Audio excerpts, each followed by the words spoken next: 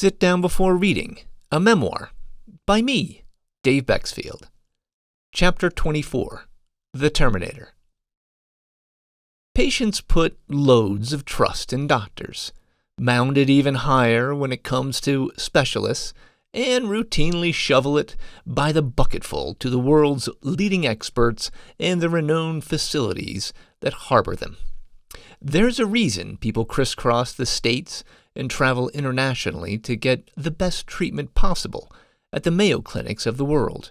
That's what Andy did, one of our closest friends, when he kept shedding weight at such an alarming rate that death was starting to become a plausible outcome before a team of experts at just such a clinic discovered an undiagnosed hernia missed by countless doctors. When I received my multiple sclerosis diagnosis in 2005, my two sisters in particular, one a physical therapist, the other trained as a nurse, urged me to get a third opinion at the Mayo Clinic, the nearest of which was in Phoenix. Something wasn't right, they insisted. I pooh-poohed the idea. After all, I already had two confirming opinions, including one from New Mexico's leading MS expert. Why delay the inevitable and toss money at wishful thinking? It was time to move on. I had a textbook case of MS that checked nearly every diagnostic box. Until 17 years later, when it didn't. Why did I not pursue the Mayo route? Why? Ever since discovering my Lyme disease, that question had been beating me up for months and months, haymakers landing every week or so, as I masochistically replayed my own misdiagnosis over and over. I should have followed Andy's lead, listened to my sisters. If only I had just gone to Mayo for one more opinion. You would have still gotten diagnosed with multiple sclerosis, guaranteed. My new Lyme doctor promptly cut off my coulda, woulda, shoulda, like any self-respecting New York physician with a specialty in treating tick-borne illnesses would. Your test still would have been negative at Mayo on the off chance that they said to hell with it and gave you antibiotics. You would have gotten no more than 2 to 3 weeks of oral doxycycline, a short course. Months later, maybe a year or two, your Lyme disease would have returned and you would have been re-diagnosed with MS. The world's leading medical institutions weren't going to save me. Not Mayo Clinic, not Johns Hopkins, not Stony Brook, not Columbia, none of them.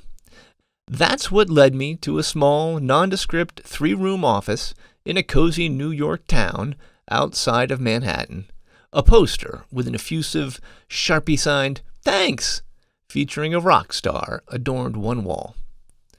So, tell me again, who are you and why are you here?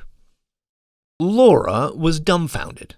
We had just flown 1,800 miles, somehow juggled multiple flights with 0 incidents, and were running on fumes after surviving a night at a quaint B&B with a, quote, wheelchair-accessible room that boasted one lone grab bar. A bar that was located up a too steep, half-assed ramp in the tiny bathroom on the far wall, reachable only from the confines of the bathtub.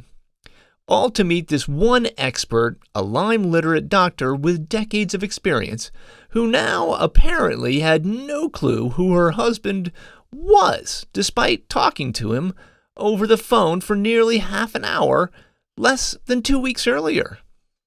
At that moment, as Laura looked over at me with eyes channeling a blend of incredulity and "my husband best have a damn good explanation why he chose this doc," I knew I had the right physician for the tall order of healing me. Of course he knew who I was, and now I knew who he was, a seasoned jokester with questionable humor who joyfully deploys deadpan sarcasm on unsuspecting subjects. Basically, me, if I had an MD and less hair. Laura was going to have her hands full with now 2 wannabe comedians. Her prodigious eye-rolling skills were going to be pushed to the limit.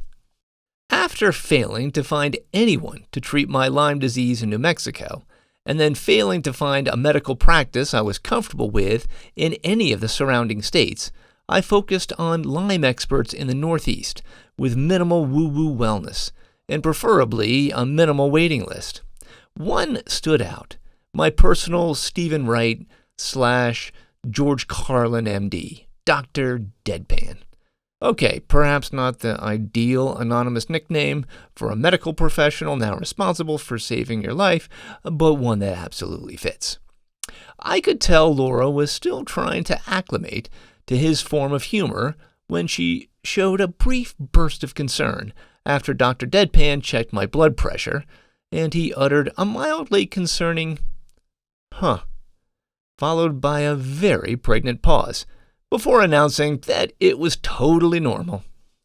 After spending nearly 2 hours reviewing my case, Dr. Deadpan agreed everything in my clinical presentation was pointing to Lyme disease, but without spirochetes poking their heads out of my pores like a very disturbed game of microscopic whack-a-mole, there was no way to be 100% sure.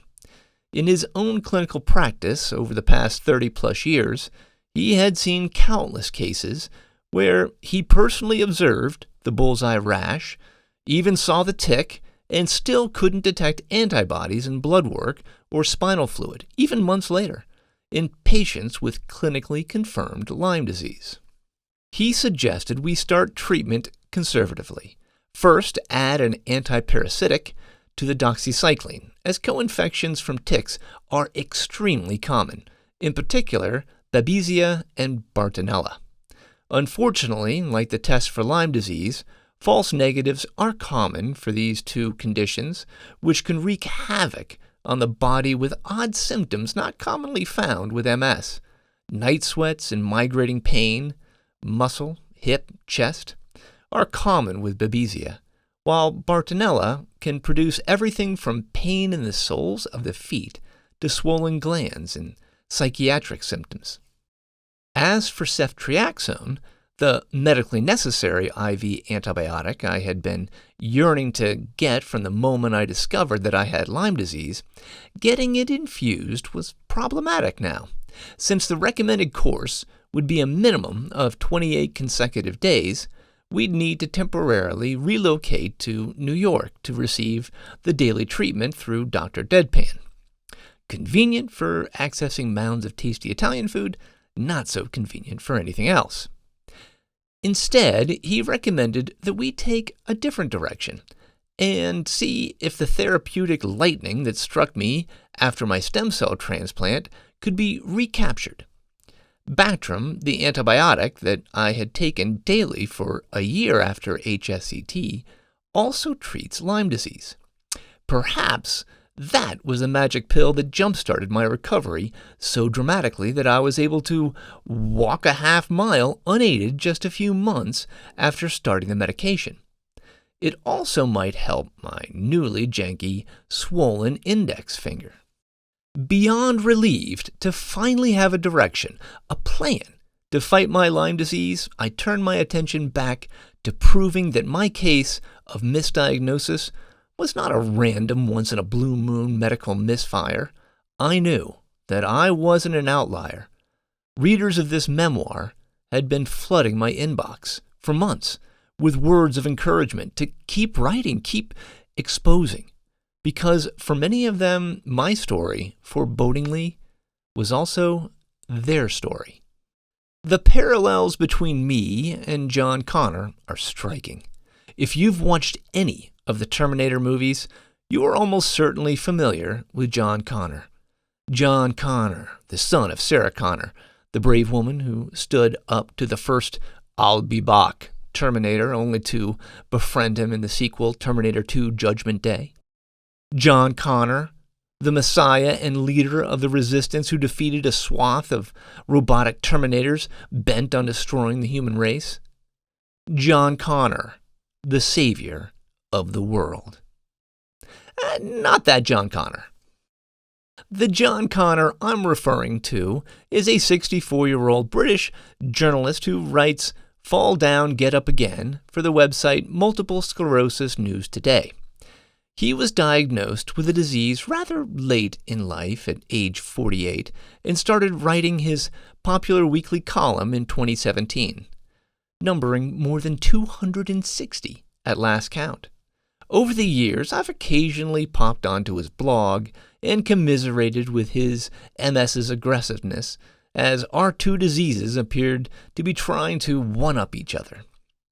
I had never directly compared them until the other day when I couldn't stop reading. The parallels weren't just uncanny, they were hide your wife, hide your kids freaky. Even our writing styles danced to similar tunes, all the way down to our metaphors and pop culture references. Our persistent and unexplained UTIs were causing Cat 5-like destruction. We needed the expertise of Sherlock Holmes to solve the mystery before our illnesses cut through us like scythes. Our only hope? Lobbying, prayerful Hail Marys for any salvation.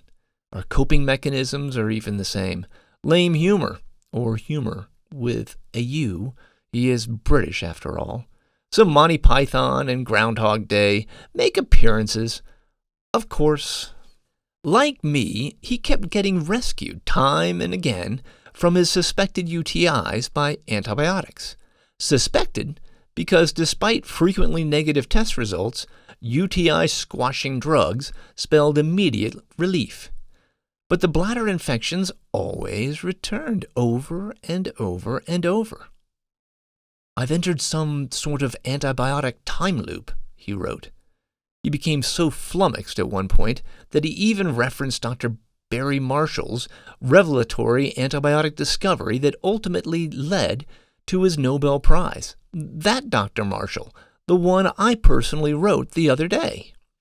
John's UTIs became such a predictable occurrence that he'd purchased his own testing kits so that he could get prescriptions filled ASAP when the next one arrived, like the regular 4:35 afternoon express to Poughkeepsie.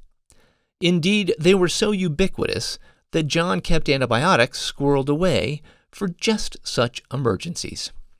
A few years back, I also had every single medical test that my urologists could think of, John wrote of his experience. I came back with a clean bill of health. A urologist with a camera in my bladder even commented on how clean it looked. He was also impressed by my self-catheterizing routine. It made no difference. UTIs plagued me. Another symptom wreaked havoc with his system. One I, too, was intimately familiar with: swollen feet and legs.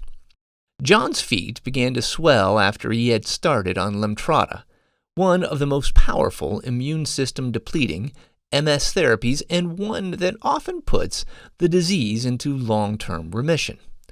Not for Mr. Connor.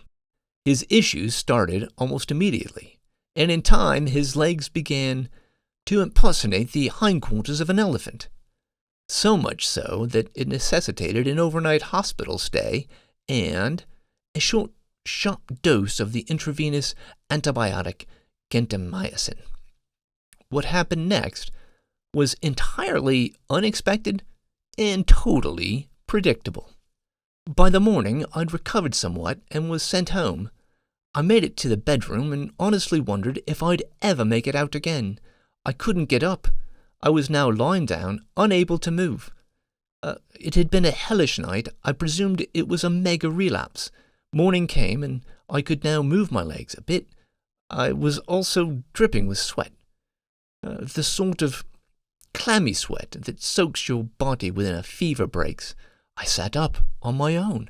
This was a novelty. I hope I'm through the worst. I do feel a bit stronger. A brief bit of respite, followed by a total collapse. Then, shockingly, relief and newfound strength. Even his edema reduced slightly. My feet and ankles are still terribly swollen, but I now have shin bones again.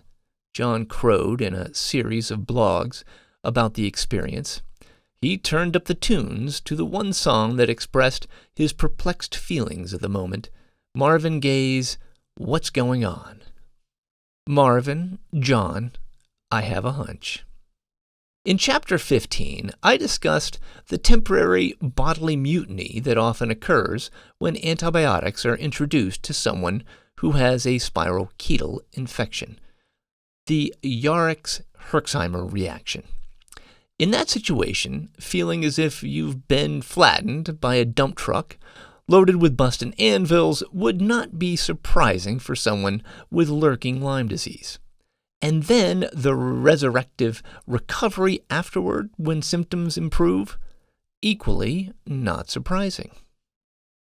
Although it was brief, Mr. Connor's exposure to an IV antibiotic that treats Lyme falls into a likely herx. Hellish to start, hospital bedbound mega relapse, followed by the novelty of sitting up in bed and seeing bones in his legs for the first time in months as the swelling had decreased. In contrast, generally my herxes have been relatively tame on oral antibiotics, prodigiously sapping me of strength, but not leaving me totally immobile. That level of response has happened only once while getting my stem cell transplant. During that 2010 treatment at MD Anderson, I was given a regimen of 5 powerful chemotherapies. It took about 5 days for the chemo to really rev up, at which point my strength totally evaporated, and I was trapped in my hospital bed, unable to sit up on my own or even roll over, for 3 long days, an unusually harsh reaction, according to my doctors. And if you were doing the math in your head, that also meant 3 long days of using a condom catheter and a bedpan, leading to predictable, Dave-esque outcomes. Yes, the condom once slipped off, and for a brief moment I was auditioning for the famous Brad Pitt role as Paul McLean in A River Runs Through It.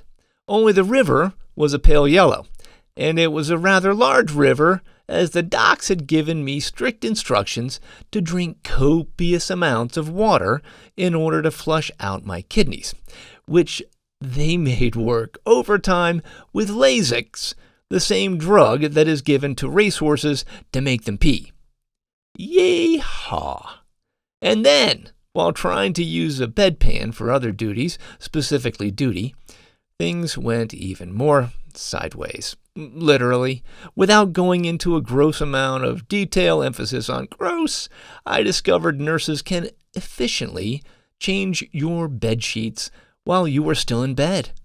But before I could applaud their efforts as they tucked in the final corner of the crisp, fresh sheets, another brownout. But that couldn't have been a herx, right? To confirm, I contacted the transplant team to get details of any and all antibiotics I had received during my time in the hospital. Just Cipro, they said, a drug that doesn't affect Lyme disease, and that was soon discontinued as part of my care due to elevated liver numbers. I only took Bactrim after I was released. Then their note conflicted with my memory. I remembered clearly that I had been instructed to take it for a full year as a prophylactic in the event of infection, which I faithfully did. But the dosage was far lower than I recalled. It was only a maintenance dose, taken just Mondays and Fridays, hardly potent enough to significantly impact my Lyme disease post-HSCT.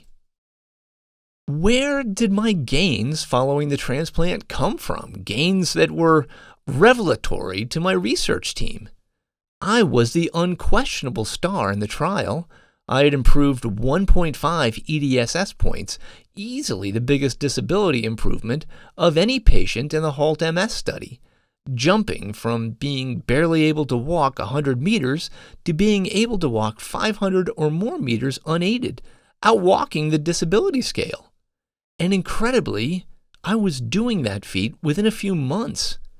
The only reason those numbers aren't reflected at the study 6-month mark is because I had broken my leg a couple of months earlier due to overconfidence and the newness of walking again, and hadn't yet fully healed. I guess it was my turn to ask Mr. Gay, what's going on? Or, more specifically, research my patient records on my MD Anderson, because chemo and an irregular spritzing of antibiotics shouldn't have been responsible for my rocketing ascent into the land of the abled. While my memory isn't fail-proof, re Bactrim dosing, it is unusually powerful at recalling important moments when focused. So, I focused, and I recall. During my last round of chemo, while being infused with rabbit-derived ATG, I had developed a fever. I remembered that my physicians were so concerned with potential infection that they rushed me to another floor of the hospital. I can still see the fluorescent lights ticking past as my bed rumbled down hallways and into an oversized elevator, for an X-ray to check for any signs of pneumonia. To get the proper image of my lungs, I remembered that I had to hold on for dear life to remain upright, which at the time was a near impossibility due to overwhelming weakness. And then I remembered they said that to be proactive and safe, I was being given antibiotics as a precautionary measure, administered stat through the central line in my chest. And I remember thinking at the time that it was overkill, that I didn't need it, except it turns out that I absolutely did. Cefepime, an IV antibiotic, is commonly used in stem cell transplants to quell any potential infectious invaders, and in many HSCT protocols, it is given as a standard prophylactic procedure. But it is also used to treat Lyme disease. I had received cefepime by IV for 10 days, just long enough to put a serious hurt on my undiscovered ailment, just long enough to reset my spiraling health, just long enough to spur a remarkable turnaround, but not long enough to permanently dispatch it. Lyme disease is like the Terminator. Without hitting it long enough, hard enough, it will be back in some form. It will always be back. That's why it returned in my case more than a year and a half later. I still vividly remember the moment, dun dun dun dun dun, trying without success to shake awake a sleepy foot one winter morning. It was the first hint that the sickening numbness in my arms and legs that had fully vanished after the transplant was preparing to return with a vengeance. But now, confirmation. With the right treatment and enough time, my infectious beast can be stopped. I just needed my own Terminator-destroying, double-barreled, sawed-off shotgun to take it down. Now, if only someone locally in New Mexico would prescribe it for me.